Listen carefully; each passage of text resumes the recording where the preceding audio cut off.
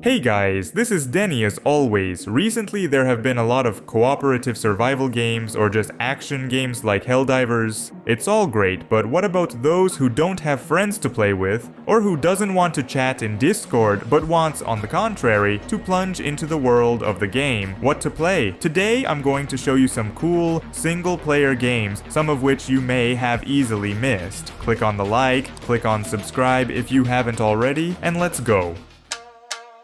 Do you miss adrenaline and dynamic gameplay? The perfect place to get it all? Good old Crossout. Tense battles, dozens of different vehicles, and hundreds of parts for their customization are waiting for you. You can make a powerful, bulletproof tank and destroy your enemies just by the look of it. Or make something smaller, but fast, and get in the back of unsuspecting enemies. In any case, Crossout is the best place to show everyone who is a real pro. Download the game at the link in the description.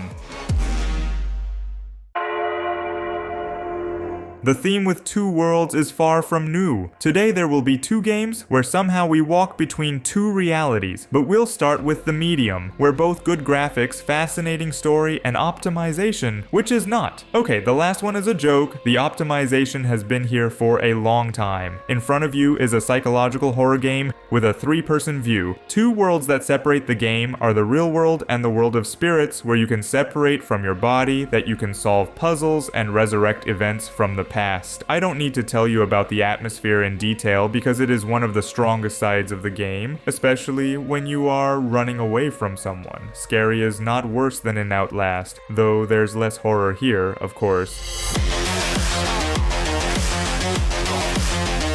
What about shooting? In general, there are a lot of shooters in the Warhammer world, but today I will hint you about one underrated one, Necromunda. Hired gun, where you will be a bounty hunter together with a dog. In front of you, a short and quite dynamic shooter in a beautifully rendered Warhammer style. From the nice bonuses to the shooting and plot, there is a hook cat, double jump, abilities, well, and the very dog. All these add dynamics and chows. Upgrades are naturally there too. Your and the dog's body parts change when you decide to upgrade something. There are abilities, weapon elements, skins, and surprisingly, for all this even grind, need not much. You'll discover a lot of things just by going through the game. I will not call the game a masterpiece, but for one time to play, more than not bad.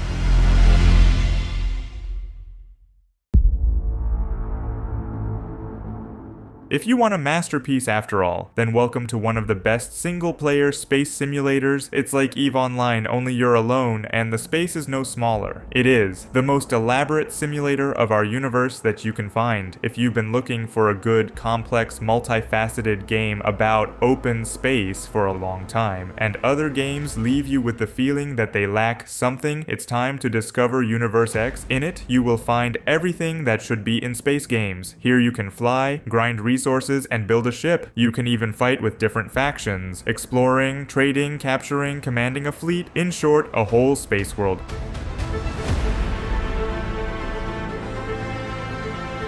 Recently released a remake of the good old game about brothers. In general, of course, it should be played in cooperative, I agree, but nobody forbids to play solo. The second brother will be replaced by a bot. I will briefly tell about the plot, and then suddenly who does not know? The father of the two brothers suffers from a deadly disease, and the boys need to go on a dangerous journey to find the only cure for the disease, the water of life. That's it. You run around, solve puzzles, and search. In general, it's the same adventure. Only developers have improved graphics, characters, and mechanics in general. A little bit added new scenes and a few secrets with achievements for ardent fans. But if I were you, I wouldn't bother with it and just enjoy the story. It's a good one. The developers of Greedfall showed a new trailer of their second installment, but it's a long time before the release of the game itself, so we can only play the first one. It is a beautiful RPG with an unconventional setting of some kind of magical renaissance. Gameplay-wise, we run as a squad, beat enemies, and move through the story. And here the story is the main driving force of this game. Almost in all tasks, the stories are strongly twisted, and initially you will never see the whole picture. In general, the thing is extremely interesting. Some of you may well have been waiting for the new Lords of the Fallen and then saw the scores and changed your mind about buying it. I, to be honest, did the same. But not so long ago, when my desire to set my ass on fire in Souls-like once again escalated, I chose Lords of the Fallen. Yes, it's got average optimization, weird monsters at times, and quests sometimes fail simply because you went to the wrong place. But on the other hand, it has a really creepy dark fantasy atmosphere. Again, 2 worlds to explore, though the second world can choke you a bit by the middle of the game, but it's still okay. A huge range of weapons and armor, and even blimey armor customization is there, which is definitely lacking in Souls-like. Well, PvP limited to the terrain, not as in Elden Ring, where you half an hour looking for an enemy who turned into a box and afraid to approach you. In short, I recommend to watch it. Before you is everyone's favorite Yakuza. Specifically here, it's Like a Dragon Infinite Wealth, who suddenly does not know this is a wonderful Japanese game with crazy gameplay and a great sense of humor. Here we have 2 main characters at once, Ichiban Kasuga and Kazuma Kiryu. Overall, it's a wacky game with a cool story where the developers literally every time from part to part show that they can do better, and they fucking do. You'll find Dondoko Island, Hawaii, various dungeons, harsh Japanese fighting game, and various professions. Long time ago showed a new trailer of survival game in the world of Terminator, but the game is not released yet, and if you really want to feel yourself in the world of Terminators, Resistance is one of the best games for this. Despite the small budget, which is visible every minute of the game, the developers made the game with such love for the source material that it can be called a model of transferring the movie universe into a game. The details, the references, the strict adherence to the lore are all done perfectly. In all aspects, a great game, even 5 years after release.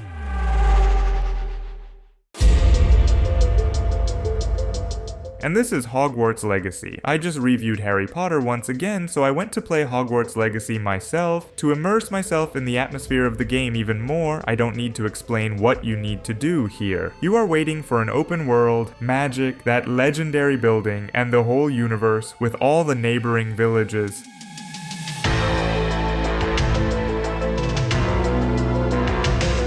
The developers of Cult of the Lamb are the pricks of our time. First of all, they invented a weird shit about the nurturing of their cult with sheep in the main roles. Secondly, they started messing with the audience over and over again. It's sex with sheep, it's a chance to drink too much, or all of them together, and most importantly, they're releasing free updates. Paid DLC is there too, of course, but it's worth it. Gameplay-wise, it's half roguelike and half settlement manager. There's also a third half. No, I'm fine with the math. It's just that the game itself is a fucking weird story simulator. Created a cult, went looking for resources for a settlement in the local forest. When I came back, everyone was dead. Okay, didn't go looking for resources and keep an eye on the settlement. Everyone died for lack of resources. And there are a lot of situations like that here, but most importantly, it's all fun.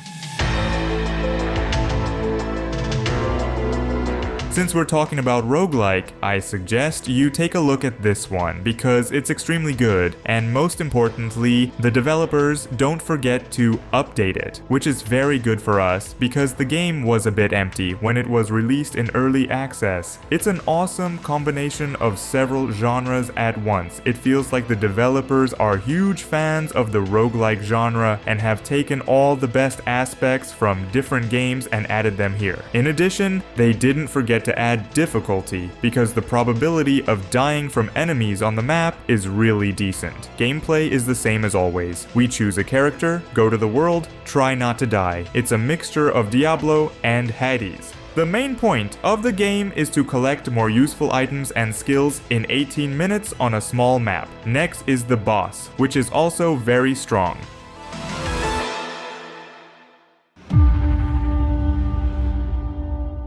How about a little bit of boxing? Here is one of the best boxing simulators on PC in principle, Undisputed. A game with a lot of potential in which boxers behave and throw punches in different ways. It's certainly not without flaws because sometimes, especially when you play a lot, you'll be relieved to feel that the game is cheesy. Some punches fly through, Damage is sometimes unrealistic and so on, but on the other hand, there are a lot of fighters, generally good physics, and basically the most adequate boxing that is available on PC at the moment.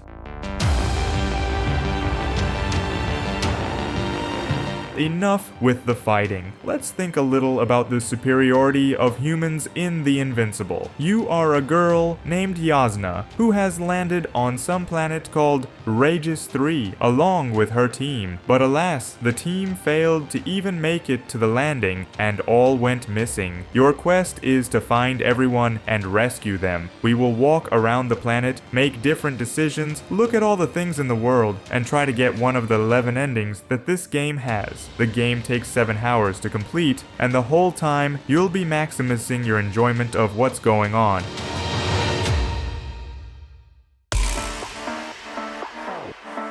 If walking doesn't appeal to you and you're somehow more in favor of driving cars, then I suggest you do it in the only truly tough racing discipline in my opinion. Rally in the Sports WRC game. In it, of course, you can go online, but no one prevents you from driving alone and just enjoy driving. And controllability and physics compared to the last game developers, just gorgeous. Well, and add a triple dose of fun if you have a steering wheel. Well, and a few words about you. About you in this game, because you are the last hope of mankind. And so, before you opens a godlike turn-based strategy game about cute fighting ladies, fighting at the cost of their lives for the survival of the world in the plague, it's a game with a bit of roguelike and tactics. The music and visuals are just gorgeous. And I haven't told you about the girls yet. Each of them, you literally nurture from spilled blood. Each can be named, pumped, ruined, and resurrected. Their appearance is random. In addition, you choose their class, train them, abilities open, and so on. Each girl has a chance to learn something in battle and bear after the battle, some passive skill. Well, the atmosphere of the game is just delightful. In general, if you like tactics, try it. And that's all for today. I hope you found something interesting for yourself and therefore clicked on the like and subscribe too. I'm with you as always, Deni, and have a good day.